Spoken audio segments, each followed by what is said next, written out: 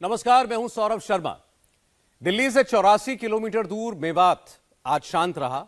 जुम्मे के दिन नमाज हुई, लेकिन ना हिंदू समाज की तरफ से कोई गड़बड़ हुई, ना मेवात की मस्जिदों से ऐसे कोई अनाउंसमेंट हुए। सोचिए, सावन महीने के जुम्मे के दिन अमन है, तो सावन के सोमवार के दिन दंगा कैसे भड़का। कुछ बातें ऐसी हैं जो ना मुस्लिम समाज खुलकर बता रहा है, ना गौरक्षक दल और बजरंग दल के लोग। जब तक मेवात के दंगे की असली वजह तक नहीं पहुंचेंगे, ये शांति टेम्पररी ही मानी जाएगी। मेवात में इस वक्त हमारे 5 रिपोर्टर्स लगातार घूम रहे हैं, लोगों से बात कर रहे हैं। वहां इंटरनेट बंद है, लेकिन लोगों के मोबाइल चालू हैं। हॉटस्पॉट नहीं चल रहा है, लेकिन स्पॉट पर पहुंचते ही बहुत कुछ पता चल रहा है। घरों के वाईफाई काम नहीं कर रहे, लेकिन मोबाइल में ऐसे हाईफाई वीडियो मिल रहे हैं, जिससे साफ पता चलता है कि प्लान बहुत खतरनाक है। मेवात सच में एक प्रयोगशाला की तरह यूज किया जा रहा है। कुछ लोग जानबूझकर ऐसे मोहल्लों को चुन रहे हैं जहां 80-20 का फॉर्मूला आसानी से काम करता है, यानी जहां एक धर्म के लोगों की जबरदस्त संख्या है। पुलिस को अब तक ऐसे ऐसे सुराग मिले, जिससे पता चलने लगा है कि आग कैसे लगी। एक ऐसी एक्सक्लूसिव रिपोर्ट आपको दिखाने जा रहे हैं, जिससे आपकी भी आंखें फटी की फटी रह जाएंगी। भाई बजरंग दल वाले घुस चुके हैं मेवात में। भाई बजरंग दल वाले घुस चुके हैं मेवात में। ये किसकी आवाज थी? कौन कह रहा था कि भाई बजरंग दल वाले घुस चुके हैं मेवात में? नूह दंगों पर अब तक का सबसे बड़ा खुलासा होगा। ये किसकी कार है? कार की बैक सीट पर कौन सवार है? कार के आगे कौन था? कार के पीछे कौन था? इस कार का नूह दंगों के स्क्रिप्ट राइटर से क्या कनेक्शन है? जिस वक्त दंगाई हमला कर रहे थे, मंदिर पर गोलियां चला रहे थे, उस वक्त वो उन पहाड़ियों के पीछे कहां छिपे बैठे थे? कहां से कैसे कैसे दंगाई मंदिर में छिपे शोभा यात्रियों को टारगेट कर रहे थे? नूह दंगों का पाकिस्तान कनेक्शन क्या है? वो कौन से आउटसाइडर्स थे जिन्हें सुपारी देकर दंगों के लिए बुलाया गया था? 7 से 8 पिकअप वैन में दंगाई आए, वो कहां से आए? दंगाइयों को कौन लेकर आया? आग लगाओ, गोलियां बरसाओ और भाग जाओ। दंगाइयों को यह ऑर्डर किसने दिया था? पेप्सी की बोतल को पेट्रोल बम बनाकर दंगाइयों ने शोभा यात्रियों को कैसे टारगेट किया? इंडिया टीवी ने नूह दंगे की सबसे बड़ी इन्वेस्टिगेशन की है। एक एक डिटेल चौंका देने वाली है। आज नूह में दंगाइयों के बॉस पर सबसे बड़ा खुलासा होगा। जिसने दंगाइयों को लीड किया, उसकी पहली तस्वीर मिल गई है। दंगाइयों का बॉस जिस गाड़ी में बैठकर आया, पीछे पीछे खुद चला, दंगाइयों को आगे किया, उस गाड़ी का भी पता चल गया है।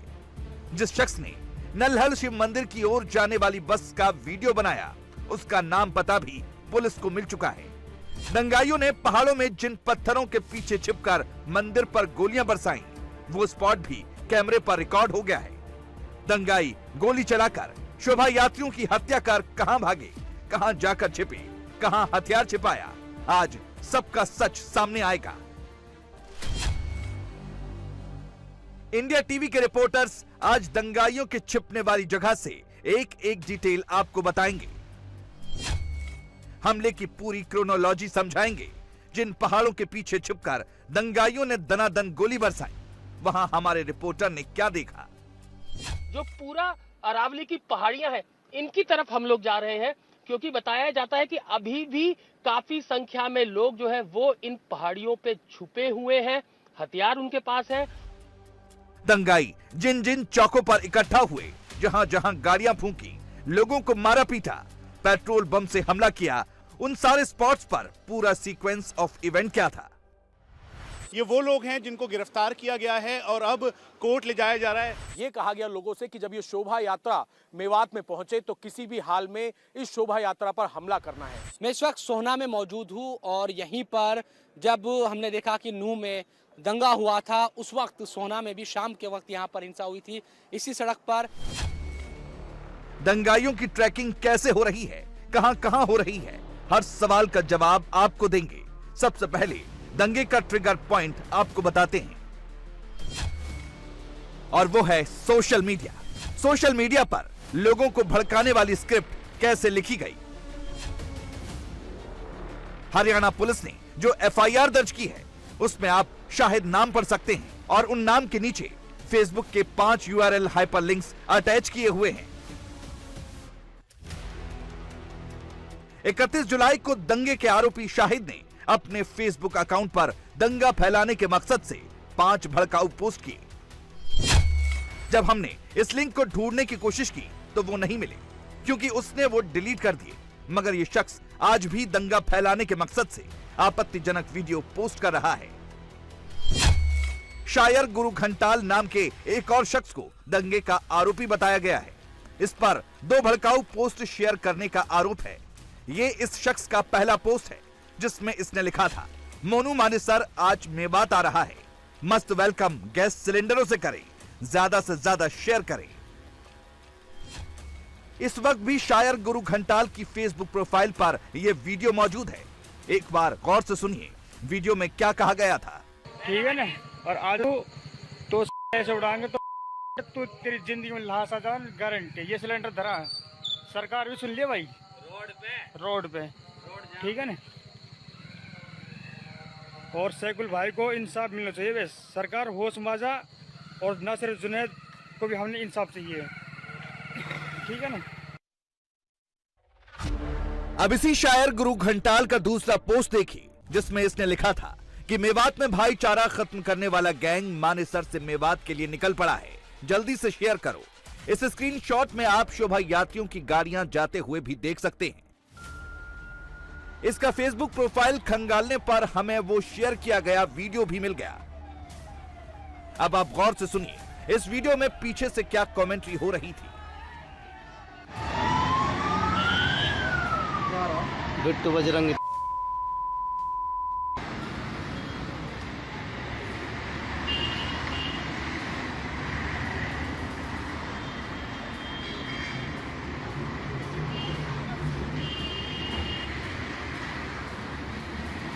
डाल देते हैं,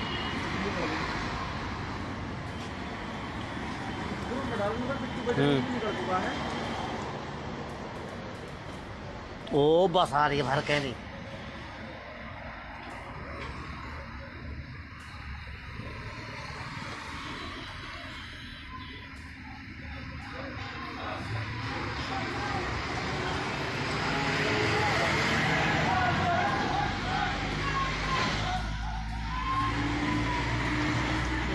खाली जा रही है बस। नू दंगों की जांच में एक बड़ा खुलासा यह हुआ है कि दंगाई अलग अलग व्हाट्सएप ग्रुप पर एक्टिव थे, और जैसा कि आपने शायर गुरु घंटाल के शेयर किए वीडियो में सुना, एक शख्स बार बार रिपीट कर रहा था कि वीडियो जल्दी से ग्रुप में डाल दे, यानी ये हमले से पहले का सिग्नल था। इसके अंदर कोई आदमी एक आदमी होकर इसको कोऑर्डिनेट कर रहा था। मल्टीपल ग्रुप्स थे जो आपस के अंदर स्मॉल स्केल ग्रुप पे इकट्ठा होकर, ग्रुप्स के माध्यम से, सोशल मीडिया के माध्यम से इकट्ठा होकर और उन लोगों ने यहाँ पे किया है। तो हम उन सब लोगों को भी आइडेंटिफाई करके अरेस्ट हो रहे हैं। कुछ लोग उसमें अरेस्ट भी किए गए हैं यहाँ पे। दंगाइयों वाले ग्रुप में सिर्फ शाहिद और शायर गुरु घंटाल नहीं थे। इन दोनों के अलावा आदिल नाम के आरोपी ने भी एक भड़काऊ पोस्ट डाला था। लेकिन फिलहाल सिर्फ 3 नाम सामने आए हैं।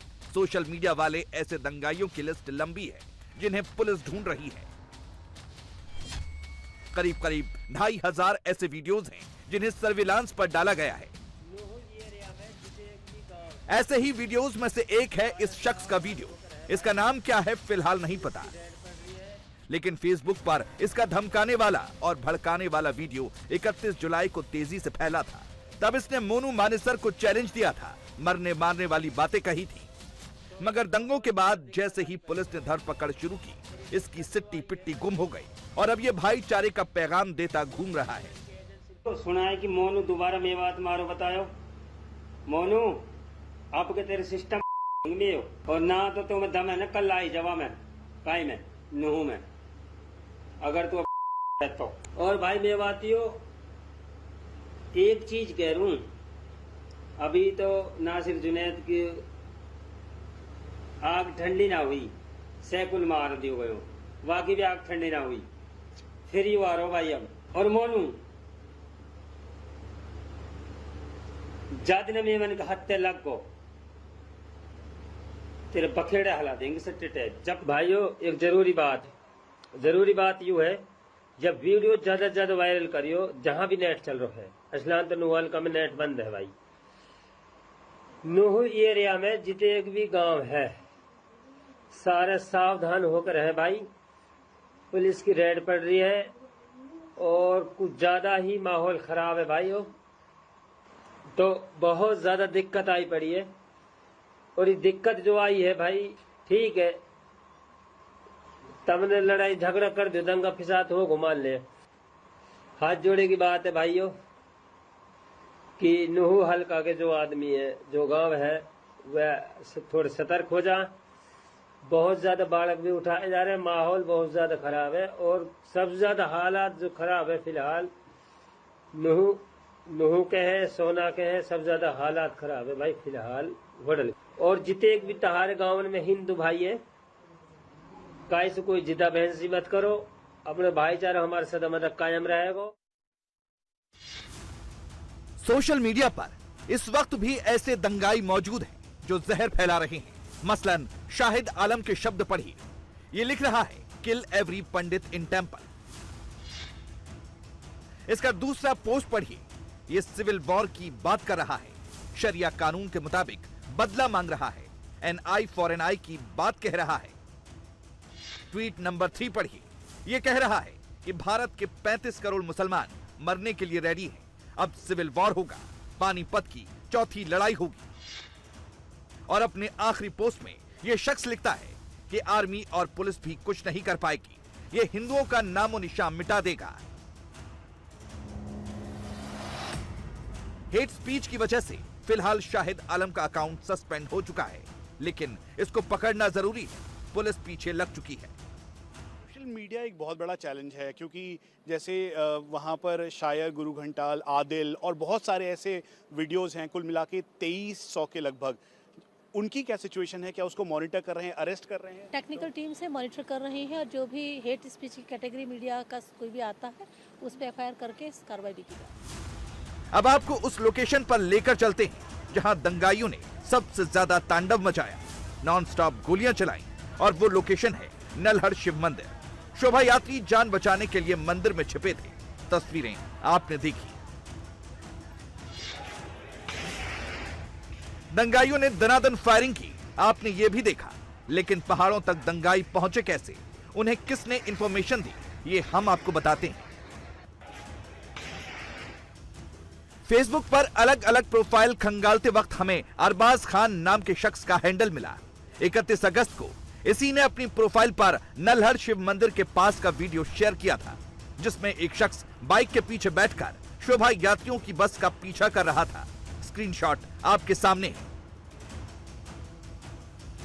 अरबाज का दूसरा पोस्ट इस बात की पुष्टि कर रहा है कि हो ना हो वीडियो इसी ने बनाया था। गौर से पढ़िए क्या लिखा था। इस शख्स ने अपनी प्रोफाइल पर लिखा, प्रशासन ने कहा था कि कोई भी बजरंग दल से नहीं आएगा नूह मेवात, लेकिन हमने अपनी आंखों से 4 बस लोड होकर नूह की तरफ जाते हुए देखा। अब बोलो क्या करोगे, हाय अफसोस मेरी मेवात। अरबाज खान ने जिस बस की बात अपने फेसबुक अकाउंट पर की थी, उस बस को कैसे रिकॉर्ड किया गया, अब बहुत गौर से ऑडियो सुनिए। भाई बजरंग दल वाले घुस चुके हैं मेवात में, नलहड़ गांव में जा रहे हैं। फिलहाल तो 2 बस ये थी, 2 बस मैंने पहले नूह में देखी थी, 4-7 बस अब धौस से आने वाले हैं, पाली से। और मेवात वालों की तो रीढ़ की हड्डी टूट गई इसकी वजह से, जो दिख रहा मुझे सामने।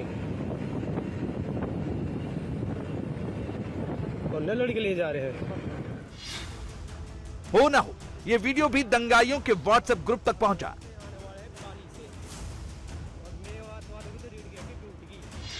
और इसी के बाद पहाड़ों में छिपकर दंगाइयों ने शोभा यात्रियों पर ताबड़तोड़ गोलियां चलानी शुरू कर दी, जैसा कि आप इन तस्वीरों में देख सकते हैं।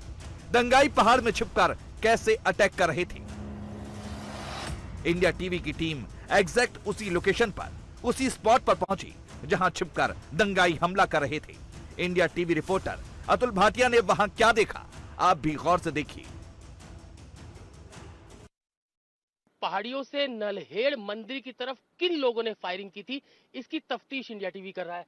और हम देखिए ये जो पूरा अरावली की पहाड़ियां हैं इनकी तरफ हम लोग जा रहे हैं, क्योंकि बताया जाता है कि अभी भी काफी संख्या में लोग जो है वो इन पहाड़ियों पे छुपे हुए हैं, हथियार उनके पास है। और ये पूरा पहाड़ी इलाका है, आप देखिए लोग यहाँ पर दिख रहे हैं।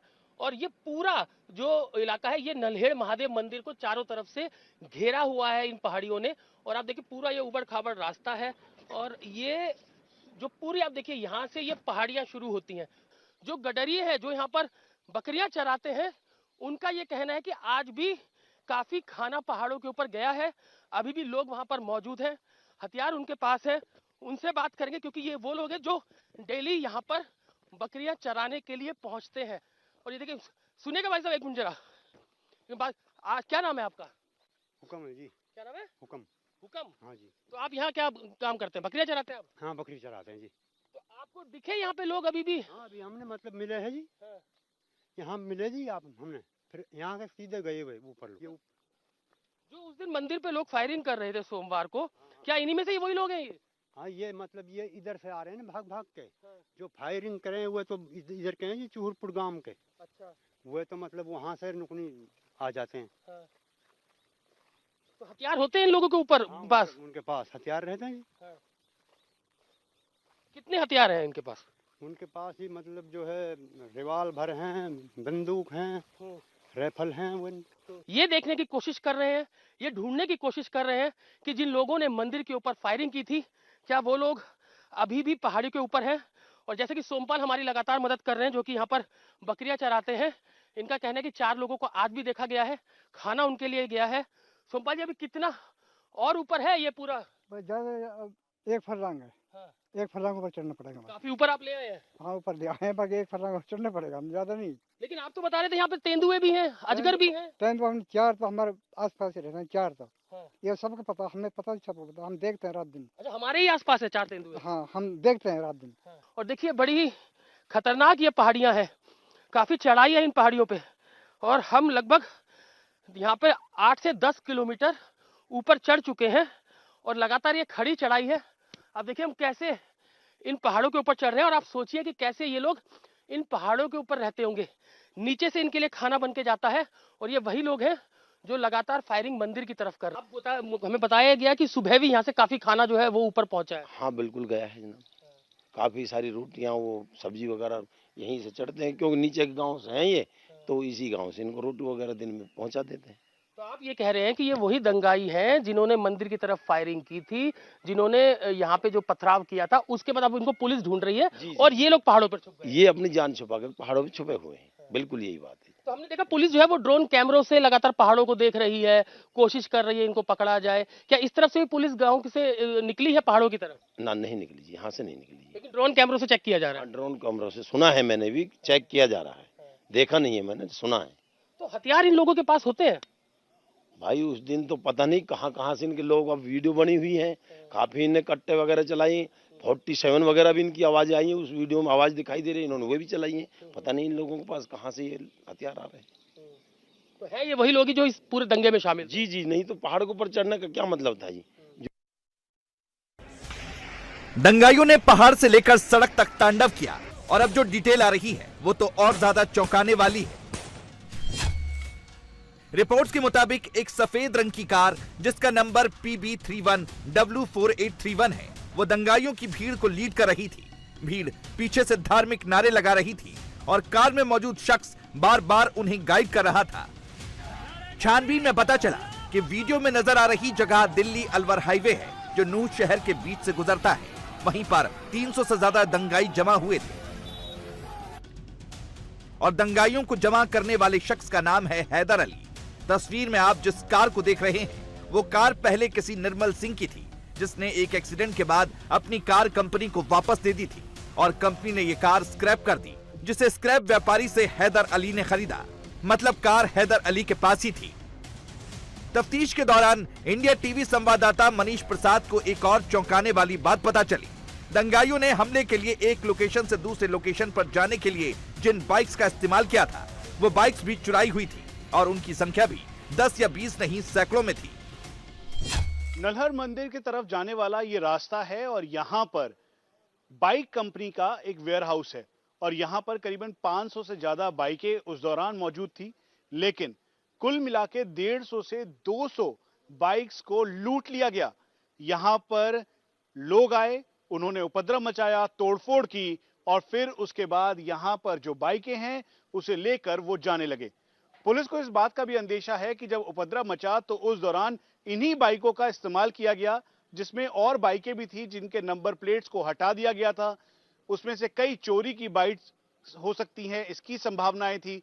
उसके साथ जो नंबर प्लेट था उसको पेंट कर दिया गया। यहीं से सीधा Shaheed Hasan Khan Mewati government medical college का रास्ता जाता है और जो मंदिर है नलहर महादेव का, उस जगह के लिए भी रास्ता यहीं से जाता है। तो इसी को देखते हुए अब इन्वेस्टिगेशन इस बात पर की जा रही है कि क्या यहीं से चुराई गई बाइक का इस्तेमाल उपद्रव फैलाने में और दंगों के बाद किया गया ताकि जो अपराधी हैं वो भाग निकलें। दंगों की प्लानिंग किस लेवल पर हुई थी, इसका अंदाजा इसी बात से लगा लीजिए कि राजस्थान बॉर्डर से दंगाइयों को बुलाया गया। अरावली की पहाड़ियों से पत्थर इकट्ठा किए गए, उन्हें घर की छतों पर और डंपरों में इकट्ठा किया गया। अलग अलग गांव से लोग पत्थर और कांच की बोतलों के साथ पहाड़ी पर इकट्ठा हुए। सऊदी और पाकिस्तान तक से वीडियो आए जिन्हें सर्कुलेट करके शोभा यात्रा पर हमला करने के लिए भड़काया गया। दंगाइयों में कुछ ऐसे मेवाती भी हैं जो हाल में जमानत पर बाहर आए थे। एफआईआर में भी कहा गया और बहुत सारी डिटेल्स ऐसी हैं जो दिखा जब आप खुद भी वहां पर थी। किन तरीकों के, जैसे स्टोन या फिर डंडों के साथ पेट्रोल बम, किस तरीके की चीज़ों का इस्तेमाल किया गया इस पूरे दंगे को भड़काने के लिए? जी देखिए, गोलीबारी, आर्सन, पथराव सारी चीज़ें हुई थी।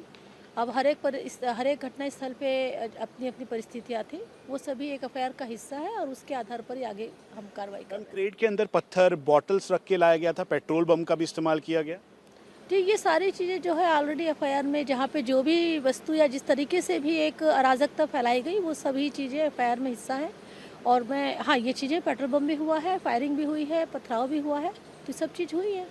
मैम, जो अरेस्टिंग है उसमें कोई विशेष नहीं देखा जाएगा, सबकी बराबर गिरफ्तारी होगी। पाकिस्तान के जो नारे लगे थे पाकिस्तान जिंदाबाद के, उसे भी गंभीरता के साथ आप देख रही हैं? जी, पूरी की पूरी जो उस दिन परिस्थिति थी, सारी ही स्थिति का गहराई से विश्लेषण, जांच के बिंदु से हर बात, हर एस्पेक्ट पे जांच की जा रही है। दंगाइयों ने मोनू मानेसर नाम फिट करके तो तांडव किया ही, लेकिन एक और कैरेक्टर जिसे लोग बिट्टू बजरंगी के नाम से जानते हैं, उसे लेकर भी तरह तरह की धमकियां दी गईं। अलग अलग ग्रुप्स में बिट्टू बजरंगी के वीडियो भी घुमाए गए। मकसद एक था, दंगा कोई और करे और दंगे का सारा ठीकरा मोनू मानेसर और बिट्टू बजरंगी के सिर फोड़ दिया जाए। बिट्टू बजरंगी की जुबानी ही सुनिए दंगे वाले दिन का पूरा सच। हम तो पूरे प्रकरण में हम वहीं थे, सबसे बड़ी बात। और मोनू आने वाला है ऐसा कोई वीडियो में नहीं है। मोनू मानेसर जी ने ये बोला कि सभी सनातनी भाई उस शोभा यात्रा में शामिल हों, और उन्होंने ये भी नहीं कहा कि मैं आऊँगा, ऐसी वीडियो नहीं है, अभी तक नहीं है, क्योंकि वो आए भी नहीं और उन्होंने बोला भी नहीं कि भाई मैं आऊँ वहाँ पे। उन्होंने सिर्फ ये बोला सभी सनातनी भाई वहाँ पहुँचे और शोभा यात्रा की शामिल होकर अपने एकता का परिचय दें, ये सब चीज़ था। दूसरी बात, मेरे उसमें बोला गया है कि बिट्टू बजरंगी जी ने आपने ये वीडियो डाली कि आपका ये आने वाला है। मुझे मेरे सभी पत्रकार बंधुओं से मैंने बोला कि मेरे पे 4 दिन से धमकी आ रही थी और मारने काटने की। वीडियो कॉल रिकॉर्डिंग भी है मेरे पास, स्टेटस पे भी, सब पे मुझे इस तरह बोला गया फेसबुक पे कि तू एक बार आ, तेरे टुकड़े टुकड़े करेंगे, तेरे स्वागत के लिए हम खड़े हैं। और माँ बहन की अभद्र गाली देना, ये सारी चीज़ें उनकी 5-7 दिन से चल रही थी। तो मैंने उन लोगों के लिए बोला था जिन्होंने मुझे धमकी दी, ना कि मैंने सभी के लिए बोला था। वो वीडियो का जो जेस्ट है वो मैं आपको बता दूं कि उसमें लिखा है कि माला तैयार रखें, मैं आ रहा हूं। इसमें आप क्या कहना चाहते हैं, किस चीज़ का लिए माला तैयार करें? उन लोगों के लिए उन्होंने ये कहा था तुम्हारे स्वागत के लिए हम तैयार खड़े हैं, एक बार आओ तो सही, तुम मेवात से बाहर नहीं जाओगे निकल के। तो हमें तो मंदिर जाना था, तो मैंने भी बोल दिया माला तो माला ही होती है। उन्होंने तो हमारी बंदूकों से स्वागत किया है कि माला तैयार रखना, हम आ रहे हैं। अगर तुम स्वागत के लिए खड़े हो, उन्होंने कई कमेंट करा, उन्होंने स्वागत के लिए खड़े हैं, तो मैंने कहा माला तैयार रखना स्वागत के लिए। लेकिन ये सारी घटना को वो अपनी जो उन्होंने घिनौना कृत्य किया है उसको ढकने के लिए मेरे पे ये दोष मर रहे हैं, क्योंकि वो मेरी जो वीडियो थी वो आधे घंटे पहले की थी प्रोग्राम से। यानी कि हम टोल पे खड़े हुए, टोल पे सभी ने वीडियो बनाई, मैंने भी बनाई, और आधे घंटे बाद ही इतना बड़ा तगड़ा हमला हो गया। यानी कि ऐसा हो सकता है कि आधे घंटे में ही इतने हज़ारों लोग इकट्ठे होने, हथियार इकट्ठे करने, राजस्थान से लोग इकट्ठे होने, और इस तरह से उन्होंने आगजनी करी, बाइक शोरूम लूटे, हमारे 2 सैनिक थे हमारे, पुलिस उनको मारा, और हमारे सनातनी भाइयों की हत्याएं की, और बहन बेटियों की इज्जत के साथ उन्होंने खेलने की कोशिश करी, और काफ़ी आगजनी, हमारी 200 गाड़ी जला दी गई। क्या ये सब आधे घंटे में हो गया सब कुछ? इंशाअल्लाह, नाराए तकदीर, हिंदुस्तान मुर्दाबाद, पाकिस्तान जिंदाबाद। आज मेवात में इंशाअल्लाह होगा। मेरी गाड़ी चली भी नहीं थी, उससे पहले ही वीडियो वायरल हो गई थी। मैं अपनी गाड़ी में बैठा था, मेरी गाड़ी का नंबर, मेरी गाड़ी की फोटो स्क्रीनशॉट कार्यकर्ता बता रहे हैं, वो पहले ही वायरल हो गया था, इस गाड़ी में बिट्टू बैठ गया है। 2 मिनट में ही ऐसी कैसी व्यवस्था थी उनकी कि 2 मिनट में बिट्टू बजरंगी की गाड़ी, इस नंबर है, ये स्कॉर्पियो है, और ये यहाँ से निकल चुकी है। इंशाअल्लाह होगा आज। तो मैंने तो वीडियो जारी भी नहीं करी थी, वो तो मैंने 4 किलोमीटर बाद में करी थी, वो पहले से मेरे यहीं से ही चालू हो गई थी कि आज इंशाअल्लाह होगा बिट्टू का। तो ये सारी चीज़ें क्या है? आपको फॉलो कर रहे थे लोग, कॉन्स्पिरेसी रची क्या, ऐसा लगता है आपको? जी, फॉलो तो शुरू से ही करते हैं, और कई हमले भी हो चुके हैं, लेकिन उनकी यही साजिश है कि ये लव जिहाद के जो मैटर उठाता है और गौ माता को बचाता है, धर्म का कार्य करता है, हमारे लोग विशेष लोगों को टारगेट करता है।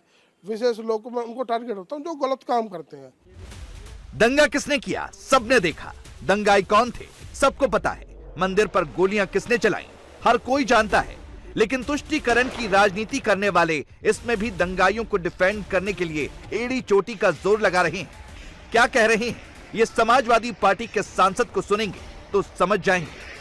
कहा जा रहा है कि पहले से प्लानिंग करके ये हुआ, धार्मिक यात्रा वहां निकल रही थी, उसमें जिस तरह से हमले किए गए थे चारों तरफ से, जैसे हथियारों का इस्तेमाल हुआ, ऐसा लग रहा है कि बहुत पहले से प्लानिंग करके ये सब हुआ है। नहीं, देखिए, मुसलमान कोई प्लानिंग नहीं कर रहा इस सिलसिले में।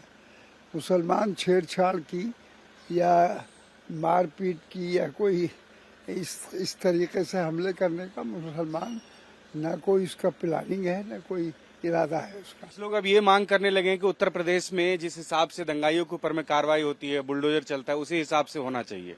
नहीं तो फिर सारे मुसलमानों पर बुलडोजर चलवा दो, समझ गए, अच्छा रहेगा। आपको इसमें कहीं राजनीतिक साजिश भी लग रही है क्या? बिल्कुल, राजनीतिक साजिश तो है ही, सन 24 है उनके सामने, बस। अब उसके लिए वो मुख्तलिफ तरीके से, मतलब ये मुख्तलिफ प्लानिंग करके हालात बिगाड़ना चाहते हैं। दंगाइयों ने तो दंगा कर दिया, मगर अब सरकार एक्शन मोड में आ गई है। दंगाइयों के अवैध अड्डों पर खट्टर सरकार का बुलडोजर फुल स्पीड में चलने लगा है। यानी एक तरफ दंगाइयों पर गिरफ्तारी, दूसरी तरफ खट्टर का बुलडोजर भी दंगाइयों पर पड़ेगा बहुत भारी। नल्हड़ मंदिर के पास जो अवैध कब्जा हो रखा था, वहां पर प्रशासन का बुलडोजर चलना शुरू हो गया है। आप पीछे देख सकते हैं, इस तरीके से बुलडोजर के जरिए जो यहां पर सरकारी जमीन पर अवैध निर्माण हो रखा था, उन मकानों को यहां पर बुलडोजर के जरिए तोड़ा जा रहा है।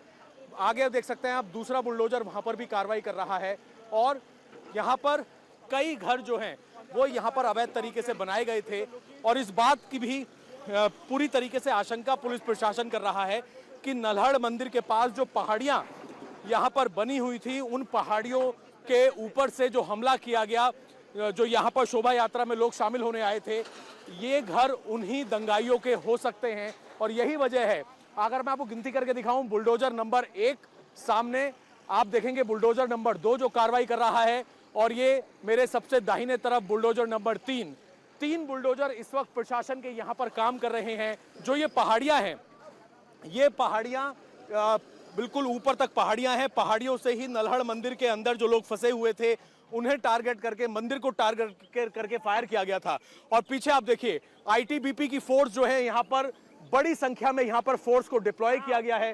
पूरे खेतों में यहाँ पर फोर्स को डिप्लॉय किया गया है, और उसकी वजह यही है कि दंगाई जो है वो ऊपर से पथराव शुरू ना करें। और अब बुलडोजर जो है, बुलडोजर के जरिए झुग्गियों को भी तोड़ दिया गया है, और जितने भी यहाँ पर मकान बने हुए हैं उन्हें यहाँ पर तोड़ दिया गया है। दंगाइयों के खिलाफ अब पुलिस और प्रशासन का एक्शन शुरू हो गया है। आप ठीक मेरे पीछे देख सकते हैं, यहाँ पर जो है वो बुलडोजर की कार्रवाई लगातार की जा रही है। ये बिल्कुल झंडा चौक से 7 का इलाका है और ये जो पूरी आबादी है ये पूरी मुस्लिम आबादी थी। सोमवार को जिस दिन दंगा हुआ लगातार इस तरफ से पथराव हो रहा था और इसके अलावा जो पेट्रोल की बोतलें हैं वो यहाँ से फेंकी जा रही थी, पेट्रोल बम यहाँ से फेंके जा रहे थे। और यहाँ पर आप देख सकते हैं कि अब हरियाणा सरकार का एक्शन, नूह प्रशासन का एक्शन दंगाइयों के खिलाफ शुरू हो चुका है। सीमा ने आखिरकार 2 जवानों की नौकरी ले ही ली। सीमा सुरक्षा बल के एक इंस्पेक्टर और एक कांस्टेबल को उसने ऐसा फंसाया कि दोनों को नौकरी से हाथ धोना पड़ेगा। कहने वाले कहते हैं कि सीमा तो 5वीं पास है, वो पढ़ी लिखी नहीं है, लेकिन उसने सिक्योरिटी फोर्स के इंस्पेक्टर को ऐसा झांसा दिया, उनकी सारी पढ़ाई लिखाई रखी की रखी रह गई। जांच में पता चला है कि बॉर्डर पार से एंट्री के लिए सीमा ने फोर्स को अपने जाल में फंसाया और चकमा देकर इंडिया में एंट्री कर ली गई। सीमा ने कैसे एसएसबी के अफसर को गच्चा दे दिया, उसकी रिपोर्ट आपको दिखाते हैं। सीमा हैदर की भारत में एंट्री कैसे हुई, किसकी लापरवाही से सीमा नोएडा पहुंच गई, कैसे सीमा ने बॉर्डर पर चेकिंग को चकमा दिया, किसकी वजह से सीमा की प्लानिंग सफल हो गई। अब इस राज से पर्दा उठ गया है। सीमा जिस बस में बैठकर भारत में घुसी उसकी जांच हुई थी, फिर सीमा कैसे बच गई। सीमा ने बस की टिकट खरीदी और अपने 4 बच्चों के साथ बस में सवार हुई, जिसे काठमांडू से चलकर यूपी के सिद्धार्थनगर बॉर्डर से भारत में एंट्री लेनी थी। लेकिन बॉर्डर पर जहां बस की चेकिंग होनी थी वहां लापरवाही बरती गई। बस की चेकिंग का जिम्मा एसएसबी के एक इंस्पेक्टर और कांस्टेबल पर था। ये इनकी लापरवाही थी या सीमा की चालाकी जो वो उससे नहीं पकड़ सके। जवानों ने जब सीमा से नाम पूछा तो उसने अपनी पहचान छिपाई, खुद को सचिन की पत्नी बताया और फर्जी कागजात दिखाए। एसएसबी के सामने अपना और बच्चों का गलत नाम बताया। एसएसबी के जवान सीमा की कहानी में उलझ गए और सीमा भारत में दाखिल हो गई। जांच एजेंसियों की मांग पर एसएसबी ने जब इस पूरे मामले की जांच की तो लापरवाही का बड़ा खुलासा हुआ और एक बड़ा एक्शन भी इस मामले में देखने को मिला। भारत नेपाल बॉर्डर पर सुरक्षा में तैनात एसएसबी के एक इंस्पेक्टर और एक जवान को निलंबित कर दिया गया। दोनों पर कर्तव्य में लापरवाही दिखाने को लेकर यह एक्शन लिया गया। जांच में एसएसबी ने दोनों को दोषी पाया था। जिन एसएसबी जवानों का निलंबन हुआ है वो 43वीं बटालियन से थे और उनका नाम इंस्पेक्टर सुजीत कुमार वर्मा और हेड कांस्टेबल चंद्र कमल है। इन्हीं दोनों ने उस बस की जांच की थी जिसमें सीमा अपने बच्चों के साथ सवार थी। दोनों को जांच पूरी होने तक निलंबित किया है।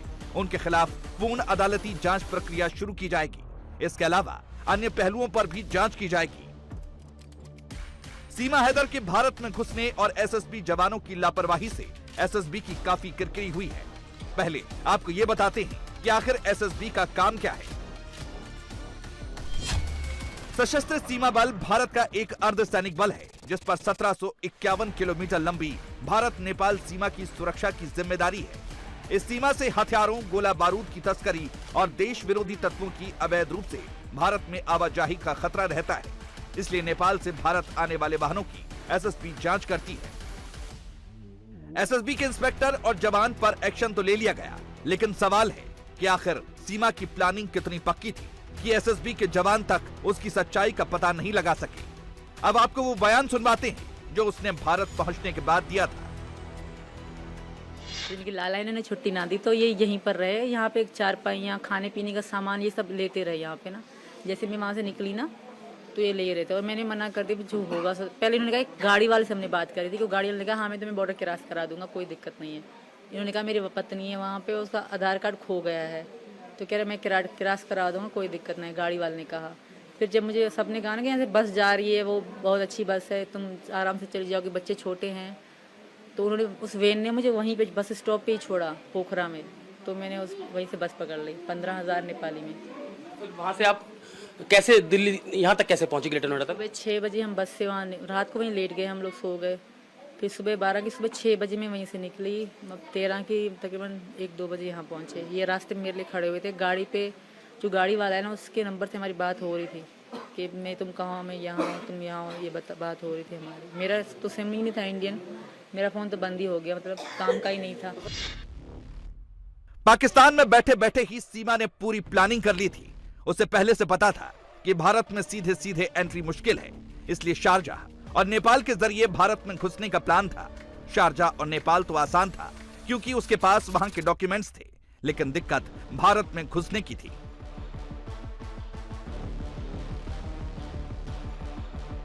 पासपोर्ट था नहीं, ना मेरा पासपोर्ट था। मेरा पहले पासपोर्ट नहीं था, मैंने यहाँ आने के लिए पासपोर्ट बनवाया अपना बच्चों का। पहला पासपोर्ट मेरा खारिज हो गया, वो सीमा नाम था उसमें, खाली कंप्लीट नाम मेरा नहीं लिखा गया, तो उसमें मेरा वीज़ा नहीं लगा नेपाल का। फिर दोबारा मैंने पासपोर्ट बनवाया सीमा गुलाम हैदर के नाम से, उसमें मेरा वीज़ा लग गया। फिर ये मतलब इनका पासपोर्ट नहीं था, इन्होंने काफ़ी बार पैसे भी दिए पासपोर्ट वालों को, उन्होंने बना के ना दिए। 100 कागज़ बता दिए, ये ले आओ, ये ले आओ, ये ले आओ, तो समय पे समय लगता जा रहा था। तो मैंने कहा तुम आ जाओ। फिर नेपाल का पता पड़ना है, नेपाल में इंडियन मतलब ऐसे आ सकते हैं बगैर वीज़ा, तो मैंने कहा तुम नेपाल आ जाओ, हम वहीं मिलेंगे। तो ये तो पता, आधार कार्ड, पैन कार्ड इस तरह चेक करते हैं, पर जब ये आए तो कुछ भी इतना चेकिंग नहीं हुई। जब आए गए ना आराम से छोड़ देते हैं। तो फिर तब से हमारे दिमाग में बैठे कि हम दोबारा भी यहीं से आएंगे हमेशा के लिए इंडिया। सीमा हैदर को लेकर अभी भी जांच एजेंसियों ने क्लीन चिट नहीं दी है और उसको लेकर हो रहे लगातार खुलासों से अब मामले की जांच और तेज हो गई है। इंडिया टीवी हर वक्त हर जगह डाउनलोड करने के लिए सर्च करें India TV news Google play store या ऐप स्टोर पर।